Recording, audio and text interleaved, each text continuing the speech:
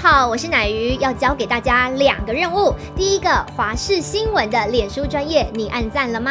还有华视新闻的 YouTube 频道，赶紧订阅起来，还要记得按赞，开启小铃铛哦。就是因为这个医疗的量能愈来愈吃力，所以卫福部来启动专责病房照护的模式，由病医征聘到照护员，安排训练了后，协助护理师帮病患来试食、冰身、换衫裤等等。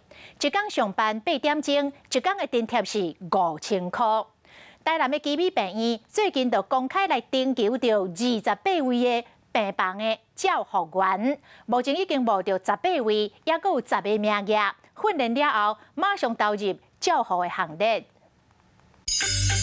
就算已经穿开水的隔离衫，外口再加一领简单的防护衫，规身躯拢爱包安安，因为要和较近的病人近距离接触。不过，伊唔是护理师，是负责专责病房的照护员。逐工负责病人的衫床、冰冰换衫等等的照顾工作。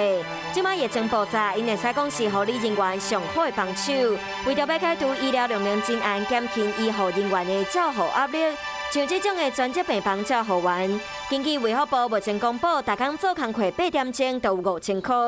台南基美病院最近就公告要找28位一般专责病房的照护员，已经有找到18位，不过有人面试迄天就随反悔啊。他就没有办法承受这个长期穿脱隔离，可能他的身体可能没有办法承受这种密不通风的这个环境，就只好就放弃这个工作。虽然会当赚袂少钱，不过这个工课真正真辛苦。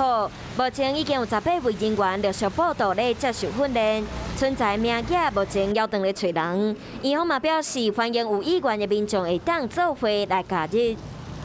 Hello， 大家好，我是乃瑜，要教给大家2个任务。第一个，华视新闻的脸书专页，你按赞了吗？